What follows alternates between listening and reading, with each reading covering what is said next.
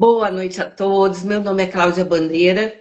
Eu atualmente sou a coordenadora das regionais da Abras Nacional, né? E dentre os nossos projetos desse ano, a gente tem essa programação e fiquei muito feliz quando foi sugerida essa live, né? Com essas duas pessoas tão queridas para mim, né? Para a coordenação da regional, uma vez que assim são realmente pessoas comprometidas com a causa do envelhecimento, com a causa do Alzheimer, e a gente tem uma ligação muito honesta, muito sincera. Eu realmente assim eu parabenizo aqui na frente de todo mundo esses dois profissionais que são voluntários, né, que mais do que ninguém tem esse. Não, mas eu estou falando a verdade. Vocês me conhecem, vocês sabem como eu sou. Mas assim, o trabalho de voluntário, ele não é simples, ele é cansativo, ele envolve muita responsabilidade, ele envolve conhecimento. E o que eu quero hoje mostrar aqui para vocês, né, que o Mas não deixa de ser voluntariado. prazeroso, viu? Não, mas isso que eu quero também que a gente discuta aqui, que eu acho que tem os dois lados do caminho, né? Porque, primeiro, gente, o que é o voluntariado em si? Eu acho que é um conjunto de ações, né? É um conjunto de ações, cada voluntariado, né, tem o seu objetivo, tem a sua especificidade, mas, assim, quando a gente resolve ser um voluntário, a gente está pensando em algo, fazer uma série de ações para alguém, né, ou para alguma coisa, né? É um conjunto de ações para algo ou para alguém. E detalhe, sem fins lucrativos. Então, assim, eu quero deixar bem claro aqui que eu fui educada numa família onde desde cedo eu trabalhei com voluntariado. Então, faz parte do meu processo educativo. Para mim, isso nunca foi novidade. De uns tempos para cá, né, a gente tem encontrado mais essa palavra na mídia. Sei lá, de uns 10 anos para cá, não sei se mais ou menos. Né? Mas, assim, as pessoas começaram a incluir essa prática na sua vida. Só que o voluntário, gente, não é fácil. O que eu tenho encontrado, não sei se os dois meninos aí concordam, mas assim, existem pessoas que no momento de dificuldade na vida, no momento de. Aí resolve fazer um voluntariado, né? Faz aí as suas promessas para o sagrado e fazem o seu voluntariado. Isso não é ruim. O problema não é entrar no voluntariado, é manter a qualidade, né? Porque o voluntariado, é lógico que a gente tem que ter motivação, a gente tem que ter interesse, mas o voluntariado, gente, é uma prática muito séria, né? Ele vai envolver compromisso, ele vai envolver horários, ele vai envolver responsabilidade. Então, assim, deixa eu passar a palavra também para vocês, senão vocês já me conhecem, eu vou levar a noite toda aqui discursando. Eu quero apresentar para vocês o Eric, né, que é o nosso presidente da regional da Bahia. É uma pessoa que, além de voluntário, né, na Abras, ele também é um familiar voluntário. Essa modalidade de voluntariado ela é bem interessante, porque muitas vezes a gente não escolhe, a gente é escolhido, né? Às vezes a gente não tem muita opção, tá? Não estou dizendo, o Eric, no teu caso, que eu quero até que você conte a tua história para a gente, mas a gente que convive com os grupos de apoio da Abras no Brasil todo, a gente sabe que muitas vezes o familiar cuidador, ele é imposto, ele não tem opção, né? Ele precisa cuidar daquele idoso que nesse momento apresenta a doença de Alzheimer, talvez porque seja filho único, talvez porque seja a filha que está separada ou a filha que nunca casou, enfim, né? Mas assim, de qualquer forma, eu gostaria que depois o Eric nos abrilhantasse com a história dele. E a Scarlett, nossa querida também, a presidente da Regional de Santa Catarina, que também, de alguma forma, desde que assumiu a presidência, né, tem se apresentado sempre ativa, muito preocupada, né, com as questões do nosso trabalho voluntário, né? A gente, a princípio, deveria ter uma equipe de diretoria que pudesse ajudar, mas é o que eu estou falando também. O voluntariado, ele é uma ação do desejo da pessoa, né? Então a gente não pode obrigar, né, o voluntário a desempenhar determinados papéis. Mas o que eu sempre falo, quando você aceita esse papel, você deve ter responsabilidade, né? Não só com o outro, mas eu acho que com você mesmo, com a tua saúde mental, inclusive. Tá? Então sejam bem-vindos, meus dois amigos queridos. E eu acho que eu queria começar com você, Eric. Queria saber como é que essa tua vida mudou, né? Uma mãe idosa, mas de repente eu sei que a tua vida mudou completamente. Boa noite, amor. Você pode contar pra gente como foi? Posso sim, vamos lá. Essa questão do voluntariado começou por acaso, né? No período de 2010, eu sou de Salvador, né? Mas de 2010 até 2015 eu morava no Rio de Janeiro, né? E em 2015, minha mãe foi, final de 2014, minha mãe foi diagnosticada com Alzheimer, né? E eu morando no Rio de Janeiro, larguei tudo, larguei emprego e voltei para Salvador para acompanhar, né? Não queria estar longe dela nesse período, né? Então eu voltei para Salvador para morar com ela e estar perto dela nesse momento. E nesse período que eu voltei, eu busquei o conhecimento, né? Onde eu encontrei um conhecimento com fontes confiáveis foi a. Então eu comecei a frequentar a Braz, a Regional Bahia, isso por volta de 2016. E adquiri muito conhecimento, tive um acolhimento muito grande da diretoria na época, era Marina Godilho, doutor Adriano e os demais integrantes. E todo mês tinha encontro, né? E eu sempre frequentando os encontros, né? E quando fui vendo, eu já estava ajudando também a diretoria. Meia parte da diretoria era uma forma de retribuir tudo que eles me ajudaram, né? Era uma gratidão muito grande. Então eu comecei a ajudar também, né? Diretoria, né? E é em 2021 que eles me chamaram para participar da diretoria da Regional Bahia, né? Eu entrei como diretor de marketing na época. E em 2024 eu ausência, né? Mas eu nem gosto do termo, né? Usar o termo de presidente, de diretor. Eu acho que a Abra em prol dessa causa que é dar assistência aos pacientes com Alzheimer, né? Aí, minha história do voluntariado é essa, junto à Braz, né? Mas deixa eu te falar uma coisa. Você precisou abrir mão de muita coisa na tua vida, em função desse novo papel? Fala um pouquinho sobre isso, Não, essa mudança. eu acho que não, né?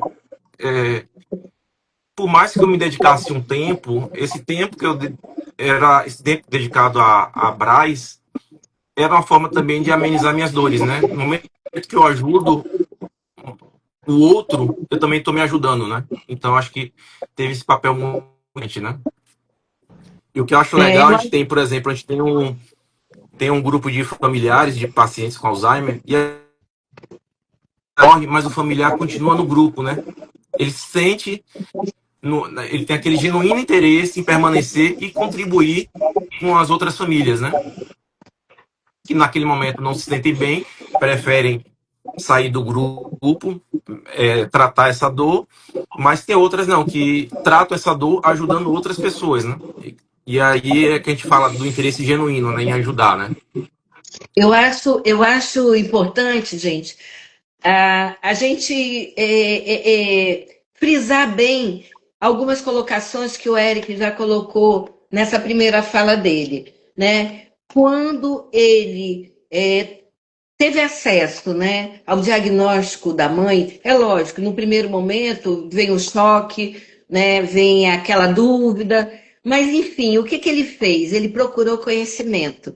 E essa é justamente a missão da Abraz, como ele também já bem colocou. Buscou conhecimento e foi em direção ao grupo de apoio da Abraz. Qual é a nossa missão? acolher familiares, né, e dar informação. Então, é exatamente isso. A informação, uma informação segura, né? Porque hoje em dia a gente vê muita fake news, né? Muitas notícias midiáticas, né? Em que não Eu tem muito fundamento. Eu acho exatamente isso. O grupo de apoio, além de um grupo informativo, né, educativo, ele serve de apoio emocional. É lógico que ninguém consegue, no momento desse, estar equilibrado, né? Tem suas dúvidas, tem seus medos, independente, né, da classe social, do nível cognitivo, credo, cor, não interessa. O momento do recebimento de uma notícia como essa é um momento de mudança, sim, né, na sua vida e na vida dos familiares. E você, Scarlett? Fala o que Então, você está pensando. Fala o que você está pensando. passou um filme na minha cabeça, até escutando o Erickson, porque me veio o Eric, né, sobre algo muito interessante, né? A Brasa, ela chega de alguma forma pra gente, né? E para mim foi também mais ou menos parecido com o teu, mas foi de uma forma profissional, né? Eu estava recém-formada, como terapeuta ocupacional, e literalmente logo quando me formei, eu pensava que eu ia trabalhar com o universo TEA, né? O universo do autismo, tava com a cabeça. E uma amiga da minha mãe, ela na porta de casa, e ela falou assim: Olha, você acabou de formar em terapia ocupacional e um médico geriatra da minha mãe pediu para ela fazer terapia ocupacional. E aí, o médico, automaticamente, esse mesmo, falou para a família participar do grupo de apoio da Brás. E a própria família comentou na época: você conhece o grupo de apoio da Brás na tua formação? Nunca ouvi falar, eu bem assim, né? É uma recém-formada que nunca na formação também não teve esse acesso do trabalho voluntário sobre a existência da Brás durante a formação. Então, até na formação, isso tem que ser assunto de pauta, né, sobre essa questão acadêmica, esses estudos, até para chegar a informação de qualidade para as famílias. E ali eu comecei, né, a fazer essa escuta como ser um cidadão, mas também profissional, para fazer esse entendimento do que está acontecendo com essas famílias, qual é a necessidade, né? E ali eu pensei, não, eu só vou lá e depois, né, quando eu terminar essa paciente e tal. E comecei a ficar praticamente já uns 14, já estou praticamente 17 anos formada, desde quando eu me formei, estou dentro da Brás. De uma forma ou outra, comecei a participar, de forma involuntária, assim, né? A gente vai vendo as demandas que precisam da instituição, como voluntário, a gente vai abraçando. E quando você vê, você já está dentro, né? E é um universo muito acolhedor, porque eu conheci o fundador da Brás, que é o Dr. Ercílio Reitner Júnior, e ele que começou, né, a falar da importância do voluntariado, o quanto que os profissionais da área da saúde e outras áreas afins precisam estar parte disso, e também o universo das famílias também. As famílias que estão sendo assistidas ali nessa escuta, a gente aprende muito, né? E a gente entra no universo de humildade ali dentro da Brás. Esse que é o maior legado da Brás, né? Esse universo de que todo mundo aprende com todo mundo, ninguém sabe mais que ninguém. E os grupos de apoio são a parte fundamental é uma válvula de escape, principalmente para os familiares, porque é, é um, é uma situação muito tenebrosa, né? Porque, querendo ou não, as famílias, elas não têm um direcionamento, às vezes uma consulta médica ou num atendimento, elas não têm um acolhimento necessário, e a Brás faz esse aporte de todo esse suporte, quanto de nível municipal e estadual e nacional, né, para todo mundo, e ninguém fica desassistido. Isso que é legal, é uma ajuda mútua de colaboração e voluntariado mesmo ali, né, por inteiro. E pegando um gancho agora do que a Scarlett falou, né, ela deixou bem claro, até bem depois da minha formação, eu nunca tinha ouvido falar sobre a Abras, né? Então, essa também é uma das lutas atuais da nossa gestão, é realmente fazer com que a Abras saia do anonimato, né? Em algumas regionais, né, a coisa acontece de forma mais tranquila, a gente tem maior acesso à divulgação, mas uma grande parte ainda das pessoas de todo o país, gente, não sabe que a Abras existe, que é uma associação realmente que vem com essa missão, com esse objetivo, né, de ouvir as pessoas, de dar informação segura. Então, assim, o voluntariado, gente, é uma prática muito bonita, né? Porque ajuda o sujeito a melhorar como pessoa, né? A parte espiritual, ela fica muito mexida também. E esse é o papel, acho que, de todas as pessoas, né? Melhorar o mundo de alguma forma. E nem sempre a gente sabe como, né? O voluntariado hoje, de modo geral, ele é muito valorizado. Inclusive, eu falo muito isso para os meus alunos, né, que estão formando. É um ponto muito positivo no currículo, né? O sujeito que fez um trabalho voluntário, ele tem um ponto a mais, porque é um sujeito sensível, né, aberto às questões sociais. Ele tem, sei lá, ele tem sensibilidade, ele tem humanidade, né? Então, hoje, o voluntariado, ele é muito importante. E mesmo depois da formação do profissional do sujeito, eu acho, né, conforme a minha educação mesmo, a gente tem que ter, sim, um trabalho de voluntariado. Voluntariado não precisa você trabalhar o dia todo, ou você se dedicar a manhã toda.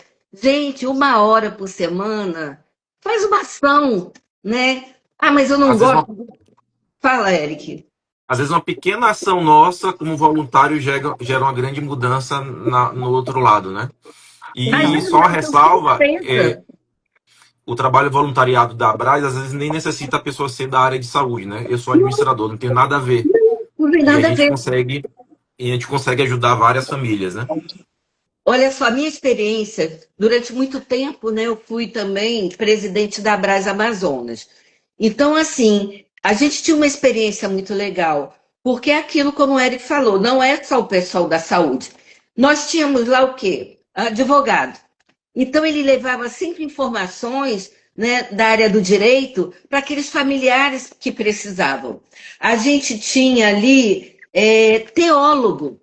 Então, ele era uma pessoa também que levava essa parte da fala, né, mais religiosa, tranquilizadora, né, daquele salmo encantador, deixava as pessoas, mas a gente tinha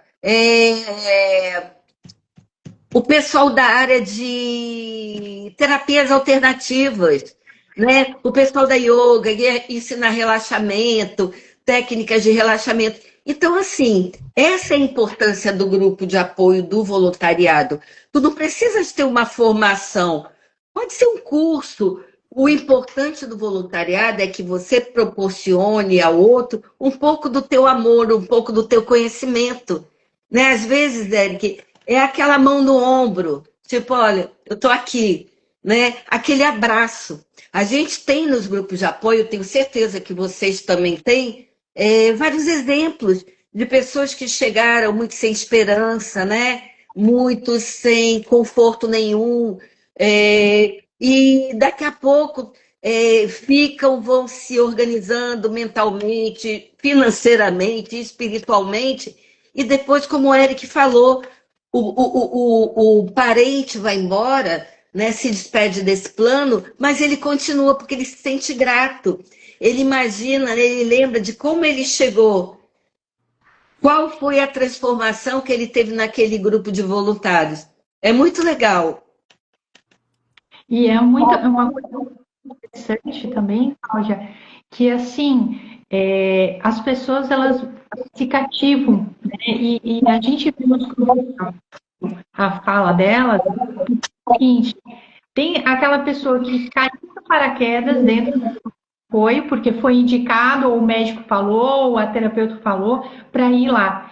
E aí eles entram numa inércia de tipo assim, eles olham a primeira palestra ou algum determinado assunto, uma roda de conversa, né, que tem ali de as famílias puderem desabafar, falar o que está acontecendo, e elas falam assim, não, isso comigo não vai acontecer com meu familiar. Imagina, isso aí que eles estão falando. Então, entra uma fase de negação também da doença e o próprio familiar entender que vai mudar, né? Isso é uma fase inicial a gente vê. E depois, uma fase mais intermediária, eles começam a entender a importância de estar presente nos grupos de apoio, porque é ali que é o alicerce dessa ajuda mútua, né? Porque a partir dali que elas vão amadurecer, vão ter ferramentas. A ideia da Brás, como um todo, na essência mesmo dela, é levar informação de qualidade, de uma forma educativa, porque é a partir daí que a gente tem ferramentas de qualidade, desde como tomar um banho desse idoso, as alterações da síndrome do pôr do sol, né? A questão de vestuário, como que dá para fazer. Então, isso tudo não é numa consulta médica que vai conseguir, numa sessão terapêutica, em qualquer... É nesse contexto onde todo mundo fala a mesma língua e você escuta, não, mas comigo está acontecendo isso. Ah, mas por que você não tenta fazer isso, então, com o teu familiar? É diferente quando é uma fala de um profissional falando e quando é um passando pela mesma situação do seu cotidiano. É enriquecedor, assim, a gente vê como o nível de criatividade é fantástico quando ela é genuína, né, no grupo de apoio, assim. E é bem legal, Eric, não me deixa falar mais. E é bem legal, o Scarlett, porque assim, como a gente sabe, a doença ela não escolhe classe social, ela não escolhe cor nem credo, ela surge, ela aparece. E mais do que nunca a gente sabe que cada vez mais o número de pacientes, né, de idosos com a doença de Alzheimer vai aparecer. Né? Na minha, na tua família, já apareceu na do Eric. Então, assim, não vai ser surpresa nenhuma. Porém, é aquela coisa. Nesse grupo, como você bem falou, é muito legal essa troca de informação, porque me parece que naquele momento está todo mundo no mesmo nível, né? Não tem ninguém com mais dinheiro, nem com mais conhecimento. Está todo mundo com dúvida, está todo mundo com medo, né? Alguns mais otimistas. Então, assim, para a gente da psicologia, inclusive, é um cenário muito rico, muito interessante, né? E a gente vê aquela pessoa, às vezes, né, com poder aquisitivo até financeiro maior, mas naquele momento ela está lá embaixo, né, pedindo ajuda para aquele mais simples, que veio da periferia, que de repente já tem uma experiência maior, uma vez que o seu paciente já está com Alzheimer há mais tempo. E o mais legal de tudo isso é que não existe receita pronta. Né? É isso que eu acho. Né, Eric? Tu sabe bem disso. A fase 1, tudo vai acontecer. Na fase... Não é bem assim, não. Né? O ser humano é único, com suas características, com as suas experiências, com o seu caminho.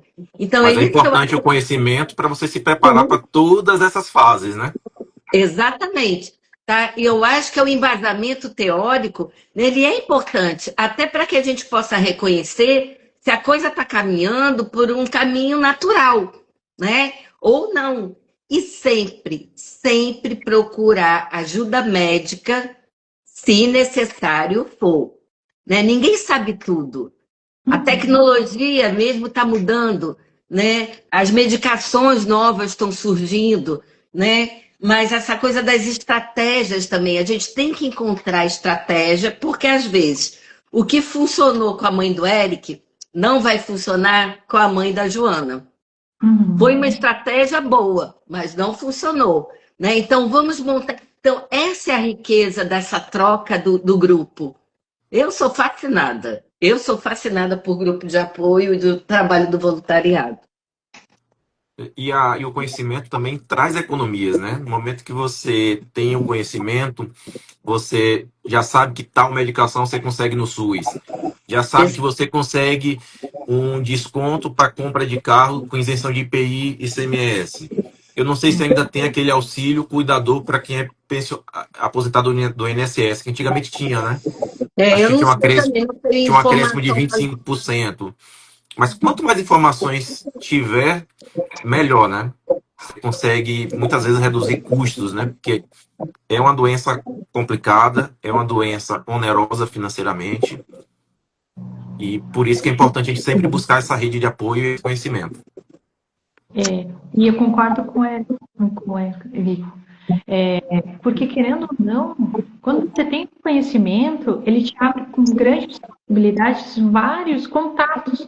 E é ali que quando no boca a boca, né, que você faz esse ser criar novas expectativas. E até o principal dentro da Brás é esse olhar do cuidador, né? É claro que vem esse viés, né, esse entendimento sobre a doença de Alzheimer, das ferramentas sobre o cuidado da pessoa demenciada, né? E outras condições ali que acometem, né? Outros tipos de demência ali. Mas o cuidador muitas vezes é deixado de lado. E dentro da Brás, isso também é uma das prioridades desse olhar mútuo de tipo, olha, cuidador, você tem que tirar um dia para você, você tem que cuidar do outro, mas você tem que dar prioridade para você, porque a tua saúde mental, ela necessita para você estar bem, para poder olhar para o outro, né?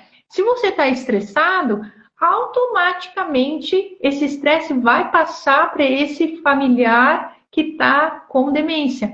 Então, essa eu vejo que é o maior filé, vamos dizer assim, da terapia da Brás, né? Fazer esse trabalho voluntário, porque todo mundo se ajuda e todo mundo olha um para o outro, cuida um do outro de uma forma amistosa, e querer fazer isso dar certo, porque o esgotamento emocional é uma das primeiras coisas que acontece.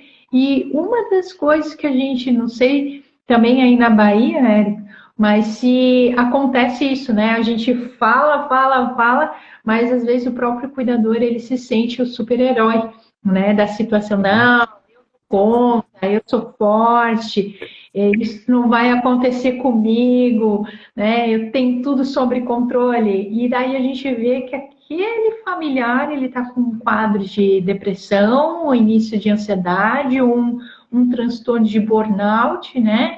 De esgotamento ali. E aí? Como que fica aí? Quem Eu não cheguei a tá passar por isso também, né? Eu cheguei a um princípio de depressão, porque eu sério? centralizei tudo em mim. Tinha minhas irmãs, eu terminava não delegando, tinha essa Aham, função centralizadora e fiquei sobrecarregado, né? E Olha aí tive que ir só, para terapia, tive que começar a delegar, aham. é E, tive que legal, me ausentar em alguns momentos. e é soltar legal o Eric tá falando isso, gente, porque a gente lê isso em todos os livros especializados, né? O estresse do cuidador. Hoje a gente sabe que realmente parece que faz parte desse perfil mesmo, o cuidador familiar. A gente está falando do familiar cuidador, que é aquele que fica 7 dias na semana, 24 horas por dia. Ele acaba, de alguma forma, se achando meio dono do paciente. É normal, tá? É normal. Não é que isso não vai acontecer. Isso acontece, faz parte do processo. Ele acaba se sentindo responsável por tudo que acontece com o paciente. Ele se sente culpado, né? E é como o Eric falou, até a hora que ele cai na doença, que parece que também que nós temos isso, a ficha só cai quando a gente adoece. A gente ainda não acostumou a trabalhar com prevenção, né? A gente também não foi educado para o envelhecimento, tá? Ninguém aqui foi educado. A gente teve que aprender na marra. no dia a dia. Então, como bem o Eric falou, chegou uma hora mesmo que ele adoeceu. E aí fazer o quê? A cura vem com essas estratégias, né? O cuidador gostando ou não gostando, querendo ou não querendo, se ele não estiver bem, ele não vai conseguir cuidar do outro. Para a gente cuidar do outro, ou né, de alguma coisa, a gente tem que estar bem. E o ser humano é muito complexo, né? Tudo muito complicado. A própria doença é uma doença de altos e baixos, de características inesperadas, né? Aquela coisa mesmo da roda gigante. Hoje o paciente está ótimo, lúcido, amanhã acabou tudo. Aí vem, gente, as questões emocionais do cuidador, né? Questões antigas do passado, traumas, né? Às vezes até revanches numa hora dessa. Então, assim, é muito complicado. Ah, a minha irmã está maltratando a minha mãe. Não é uma questão de maltratar, né? Os maltratos realmente acontecem com muita frequência nesse contexto. Mas é aquela coisa também. O que a gente está fazendo por esse cuidador? Né? Qual é o cuidado com esse cuidador? Né? O Eric percebeu, dividiu tarefas, né? Teve que buscar ajuda de alguma forma, Um seja terapeuta. ela. Não, isso aí eu defendo a minha área. Né? Isso aí eu acho que é básico. Né? A gente tentar entender algumas coisas e também poder soltar, poder liberar, poder deletar algumas coisas sem culpa. Então, assim, o papel do familiar cuidador é complicado. Às vezes, Eric, ele tem um apoio logístico legal. Imagina, uma filha. Agora vamos dramatizar a coisa, vamos pegar pesado. Uma filha única. Essa filha é mãe solo. Ela tem que trabalhar. Ela não tem parente próximo que possa ajudar, né? Tem uma renda muito baixa. Mora num lugar. Gente, não precisa falar mais nada. Como vai cuidar sozinha dessa idosa também cuidar? Então, assim, é dramático, mas é real.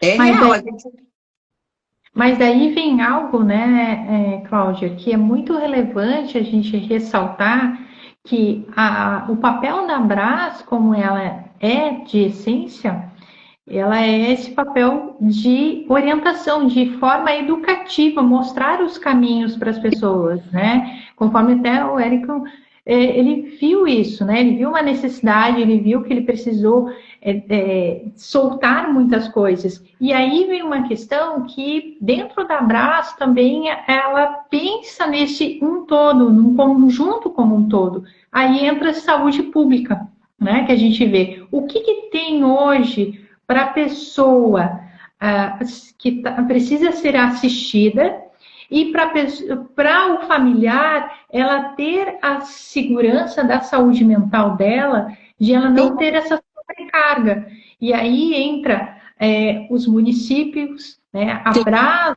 os grupos de apoio, em comunicar os vereadores, os deputados estaduais e a Brás regional também fazer essas ações de, olha, nós estamos falando de uma doença que é multifatorial, ela não atinge só uma população, só um grupo, ela atinge todo mundo, porque se a gente pegar esse caso dessa familiar, né, que só tem ela e a filha, como que ela vai deixar a mãe? Qual vai ser as rendas dela? Quais são o faturamento? Porque a gente sabe que é uma doença neurodegenerativa do tipo Alzheimer e outras condições similares, a gente vê que há uma deficiência de suporte para as famílias.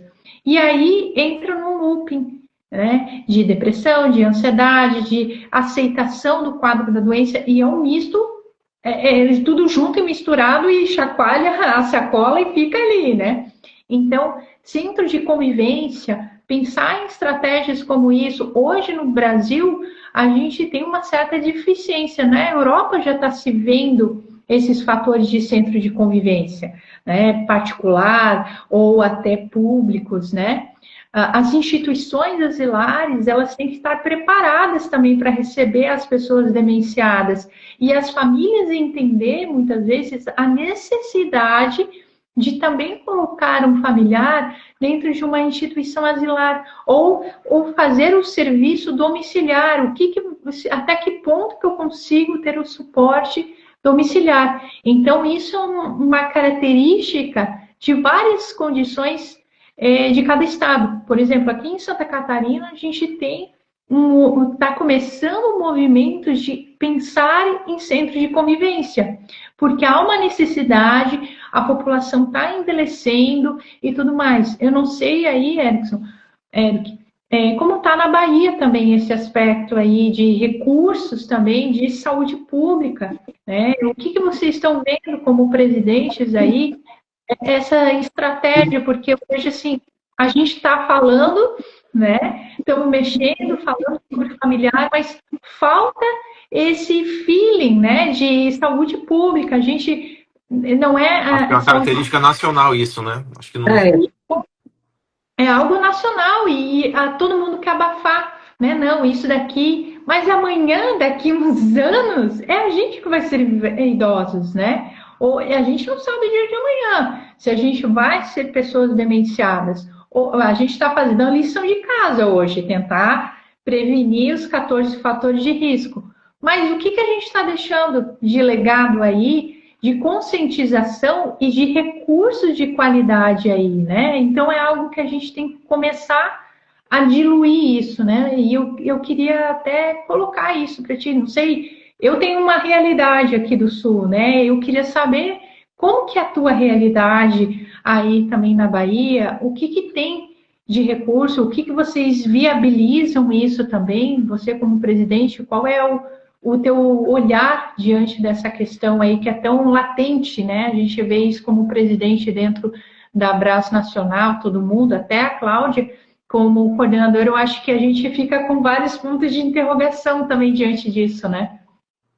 É bem complicado aqui também. Aqui a gente tem um órgão se não me engano, do governo, o CREASE, que dá esse apoio, né? Que dá a medicação e tem esse apoio para pacientes com Alzheimer, né? Mas eles têm uma limitação, né? Não conseguem atender, fica restrito a Salvador, né? Não a Bahia, né? Então a gente tem essa limitação, né? Olha só, gente, infelizmente, essa é a nossa realidade, né? Como a Scarlett falou, a Europa tem velhos há mais tempo do que a gente. Nosso envelhecimento é muito recente. Isso não quer dizer que a gente tem que deixar de lado essas questões, né? Mas, assim, de alguma forma, a gente vai ter que aguardar esse processo, desse olhar, né? Aqui em Manaus, eu vou falar uma coisa para vocês. O centro de convivência, ele vai atender o idoso independente. Ele não vai atender o idoso com Alzheimer. Você sabe que aqui funciona bem. O Estado, aqui, o idoso independente. Porém, a gente está falando do familiar cuidador. Então, o familiar, ele já está tomando conta de um idoso com uma outra condição, né? Não só nem a Alzheimer, mas uma outra condição. Então, assim, aqui a gente tem a mesma dificuldade. Ainda não existe um local que seria um centro-dia, que seria, sei lá, um centro especializado para pacientes com Alzheimer, para idosos. Não tem, né? Então, assim, mas tem se lutado. A própria Abras, a gente sabe que tem a parte que é a Valquíria, né, que faz parte desse trabalho, dessa equipe, né, está sempre em Brasília, participando de todos os projetos, as ações, para poder realmente tirar, né, os nossos idosos e os nossos familiares cuidadores dessa condição invisível, né? Inclusive, todo o MMDA, né, o mês mundial da doença de Alzheimer, que vai ser em setembro, né, todo ano em setembro, tem se falado muito em sair dos muros, a gente para a rua, né, a gente para o centro da cidade, a gente para os shoppings, ano passado foi bem legal, o pessoal da Bahia, né, foi lá para a beira do mar, Não Fora da sei que. Barra. Ai, Ai, foi que muito legal, foi muito legal. Quer dizer, as pessoas ainda não têm conhecimento, né, do número de pessoas acometidas pela doença de Alzheimer. As pessoas ainda não têm noção que podem ser voluntários de alguma forma. Ah, eu não tenho afinidade, eu não gosto muito. Ajuda financeiramente. Não, não, mas ajuda dessa outra forma. Oferece um espaço para que as pessoas possam se encontrar. Enfim, o voluntariado, gente, é exatamente isso. Você pode ajudar de todas as maneiras, de qualquer maneira, como a gente comentou aqui, né? Existe hoje o voluntário ambiental. Vai todo mundo para a beira do rio para catar o lixo, vai todo mundo. Então, assim, dentro da tua área de interesse, porque também tem que ter a ver com o teu interesse, com a tua motivação, né? Não é fazer por fazer, né? Não é isso que a gente está falando. A gente está falando de algo que vai te dar um envolvimento, que vai fazer você crescer, né, em todos os sentidos. Quer dizer, você vai ajudar pessoas, você vai ajudar entidades, você tem aquele desejo de mudar o mundo. Eu acho que passa muito por aí a coisa do voluntariado. Né? No outro dia, alguém falou para mim assim: ah, eu não aguento mais ver essas reportagens. Você liga o jornal, o pessoal não sei aonde está passando fome, as crianças estão passando fome, e o governo não faz nada, e o mundo não faz nada, e o presidente. Falei, tá, e o que tu está fazendo? Não, Cláudia, eu não posso fazer nada. Falei, pode. Perto da tua casa, provavelmente, tem também um grupo de pessoas passando fome. Não estou dizendo que você tem que dar dinheiro, não é isso. Mas hoje em dia a gente tem, sabe que tem essas ações no final do mês de fazer a quentinha. Aqui em Manaus é quentinha, não sei como é que é o nome aí. Mas para fazer a marmitinha. Por que você não participa de uma ação dessa? Vai para lá. Não, mas eu fico constrangida. Ajuda de alguma forma, dando material. Mas, sabe, eu acho que quando a gente pensa em ajudar o outro, a gente tem que tirar um pouco, sim, do nosso tempo, do nosso conhecimento, né? A gente tem que doar alguma coisa nossa. Ô, Cláudia, muita gente aqui está perguntando no chat como é que entra nos grupos de apoio, né? A gente tem a Abras, a nacional, e a gente tem as regionais. Nem todos os estados têm as regionais. Mas quem quiser entrar em contato, pode entrar em contato com o e-mail da nacional, que é abras@abras.org.br. Ou vai no Instagram e tenta buscar lá, Abras, e bota o estado. Aí, se encontrar, você já consegue ver, né? Basicamente, as regionais funcionam com os grupos de apoio, no grupo informativo e grupo de apoio emocional, né? Esse grupo de apoio informativo, muitas vezes é live, que as regionais fazem, e ficam salvas. Então, você pode estar assistindo em qualquer momento sobre diversos assuntos. E tem o grupo de apoio emocional, que aí seria um encontro presencial. É isso. Olha, ele que estudou direitinho, olha.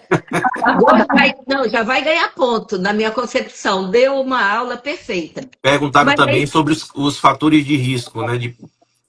Os fatores de prevenção, né? Entra no site da Abras que você vai encontrar lá também. Tem muita informação pronto. interessante. O Eric, mas a gente pode dar um spoiler para o pessoal, já que o pessoal está aqui dentro da live. Eu acho que seria, vamos dizer assim, amistoso, até dar um quero mais, saber mais, né? Então, um dos fatores de risco, né? A hipertensão, a diabetes, a pessoa que sofreu traumatismo craniano, a pessoa que tem quadros depressivos, a pessoa que tem também não tem uma vida social, também isso acaba afetando bastante. Tabagismo. Isso, o tabagismo, o alcoolismo, esses fatores, o que a gente vê em nível, até a parte visual, hoje já se vê o HDL também muito alterado, isso se vê tecnicamente que essas alterações são uma prevalência para a pessoa ter desencadear um quadro de demência, né? Ah, tem fatores genéticos? Pode, mas a gente pode reverter com atividade física também, que se vê que o sedentarismo também é um dos fatores, né, que acaba agravando a questão, a baixa escolaridade, também outro fator também que a gente omite, mas não fala muito, é a questão do sono também, onde tem a retenção da memória. Então, se você não tem um sono bem, você não vai conseguir reter boas qualidades, né? Então, esses são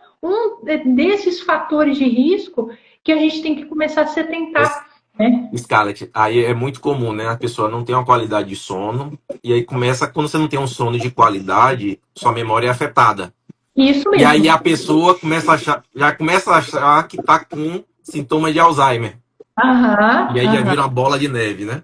Ai, meu Deus, eu estou perdido. Ai, Jesus, Genésio, eu acho que eu estou desenvolvendo, mas às vezes entra a questão da microbiota dessa pessoa, os fatores do cotidiano dessa pessoa, né? Então, assim, às vezes se você não tratar, então se eu tenho diabetes, eu vou ter uma demência, que a gente escuta muito no de apoio, né? Só que não.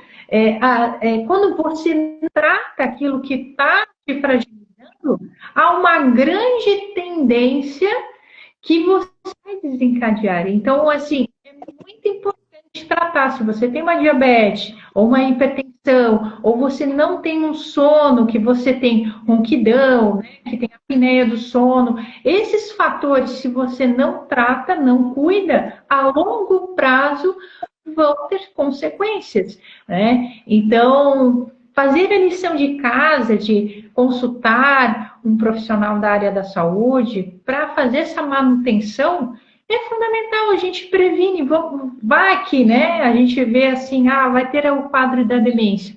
Mas se você cuidou disso tudo, desses fatores, a demência que, vamos imaginar, que apareceria lá entre os seus 60 e 50 anos, ela vai aparecer lá nos teus 80, 70. Olha quanto tempo de qualidade de vida e saúde mental também, de autonomia e independência que você proporcionou para você e as pessoas em volta, porque você fez essa reserva física, mental e emocional, né? Eu acho que é por aí o canal, né? Eu acho que é aquilo que a gente até falou. A grande questão é que a gente não trabalha em prevenção, né? Então, se você for analisar esses fatores de risco, é exatamente aquela receita para envelhecimento saudável, né? O que a gente tem conversado nos últimos anos para cá, né? Eu quero envelhecer bem, é o envelhecimento ativo, é o envelhecimento com qualidade de vida. Então, primeira coisa, não pode envelhecer bem sem atividade física. Gostando ou não gostando, é melhor aceitar que dói menos, tá? Uhum. Então, o corpo ele foi feito para se movimentar, tá? Então, a atividade física, seja ela qual for, embora ultimamente a gente sabe que é melhor isso do que aquilo, mas enfim, não pode ficar dentro de casa, né? Aí aquela coisa, uma alimentação adequada. Há anos a gente fala isso, né? Não precisa hoje. Não, as pessoas não comem adequadamente. Né? Eu quero comer uma pizza, eu não como uma fatia, Eric, eu vou para o rodízio de pizza. Né? Aí é aquela coisa, você pode comer de tudo um pouco. Né? Aí vem aquela história da saúde mental, de modo geral. Então, eu tenho que cuidar da mente, como foi falado em alguns tópicos, tem que manter a mente ativa, né? Você tem que estar aprendendo, você tem que estar estudando, você tem que desafiar. Você tem que desafiar a nossa mente. Né? Não pode. Mas eu tô com. Não, dormir tem que dormir bem. Hoje, Eric, a maior demanda do consultório.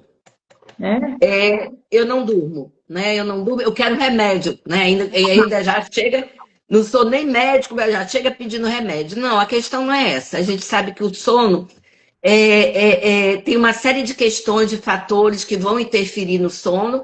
Vai procurar um médico, gente. O médico é a pessoa que pode ajudar a gente em todas essas questões, em todas essas dúvidas.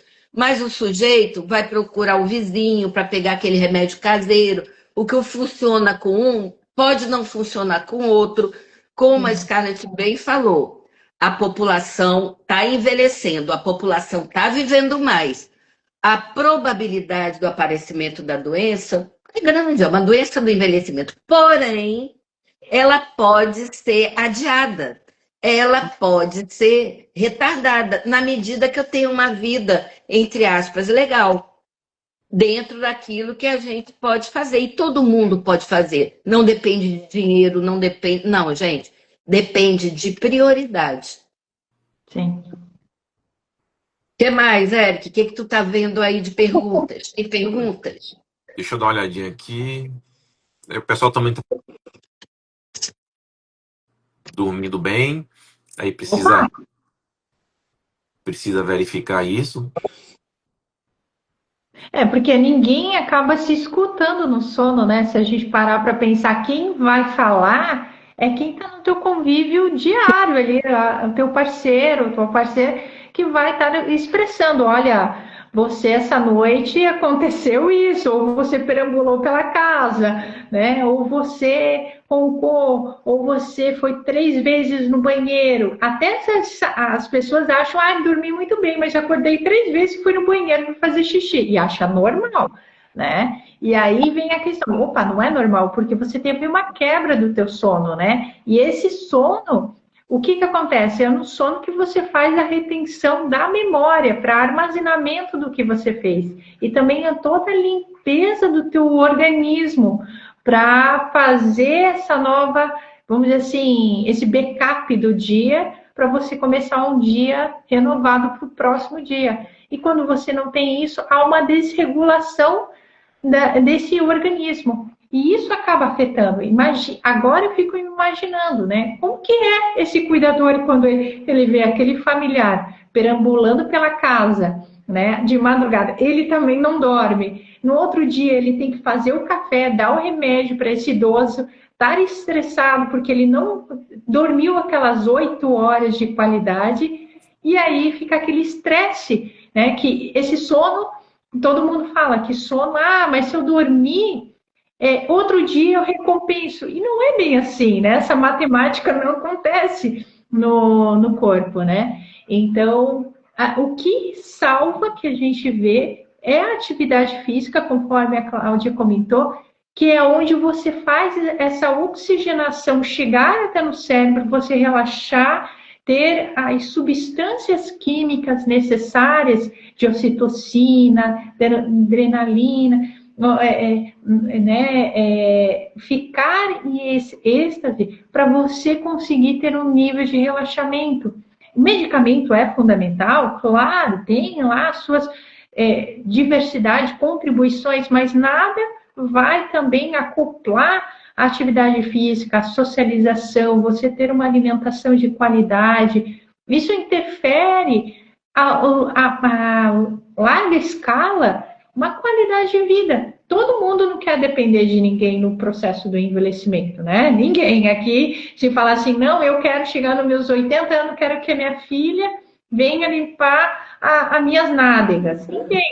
O que as pessoas querem? Ter autonomia. E isso a gente aplica isso nos grupos de apoio, em grande orientação, né? Eu penso, assim, não sei também, Eric, se aí também essa fala também ocorre de forma amistosa por aí na regional da Bahia também. Eu quer falar, Eric? Não, pode falar, Cláudia.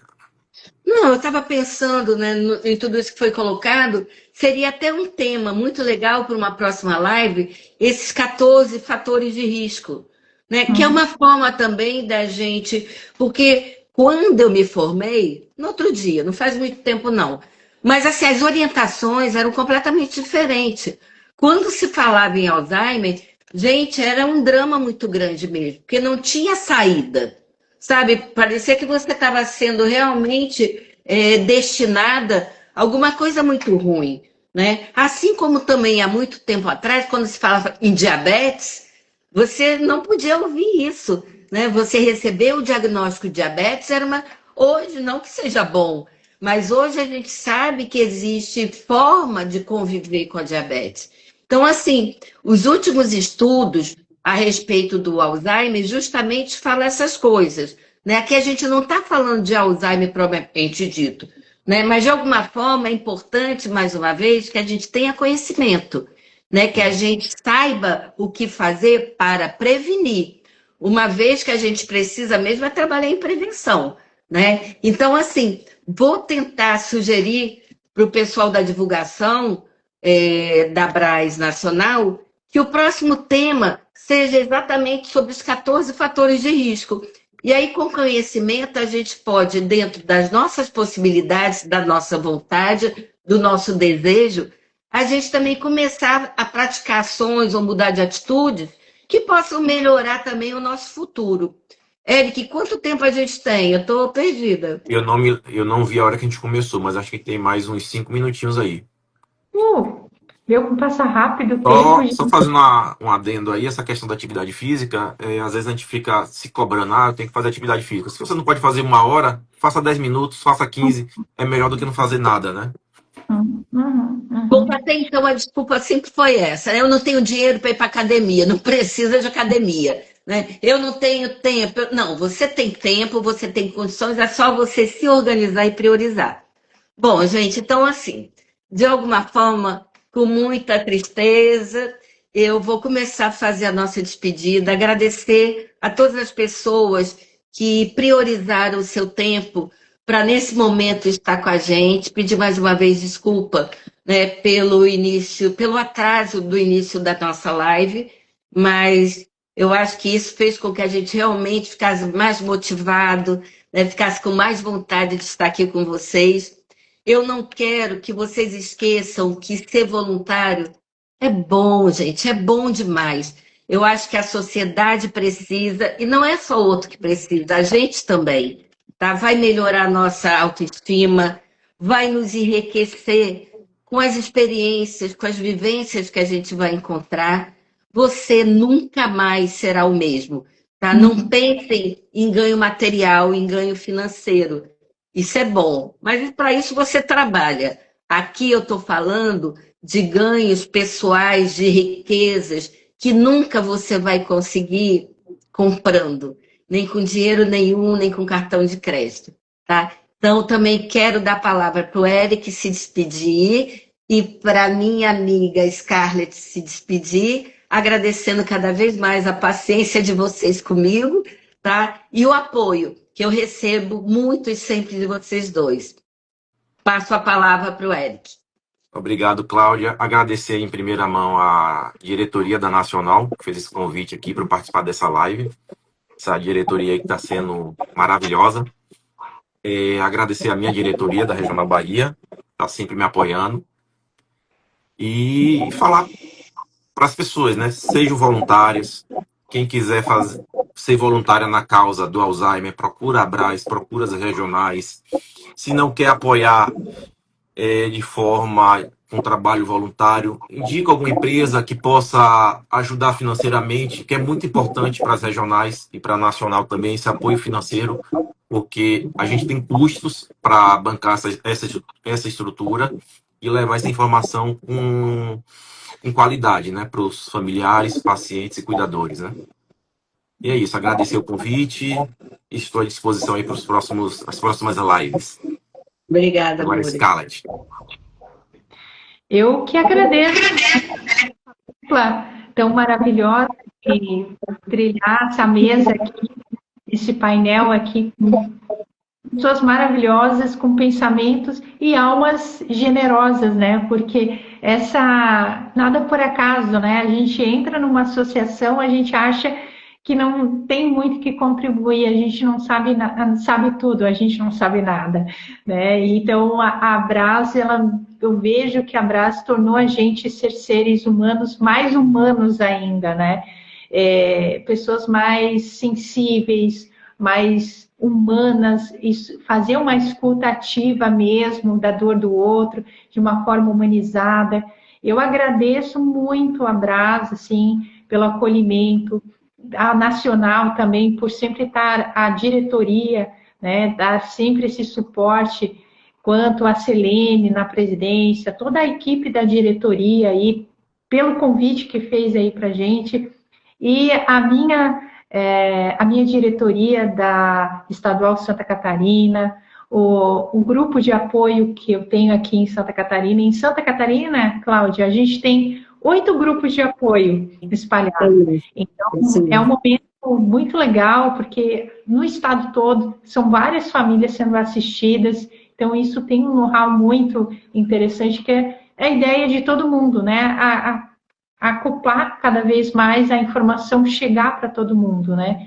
Então, o que eu digo para quem está na dúvida de ser voluntário da Brás, venha, mas venha de coração aberto, porque a gente aprende muito e evolui como pessoa, como profissional, em várias essências. E como a Cláudia colocou no começo, a gente evolui a nossa alma, como um todo. E quem é familiar entende que não está sozinho e jamais vai ficar sozinho, mesmo que terminou um ciclo, a gente vai continuar nessa jornada de acolhimento, de ajuda mútua, que esse é o sentido, o porquê a gente está aqui dentro, né?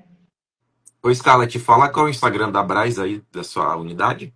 Então, Abras é Abras, underline, que é aquele tracinho embaixo, Santa Catarina. Eu não entrei pelo link ali porque teve um período que foi logado a minha conta, né?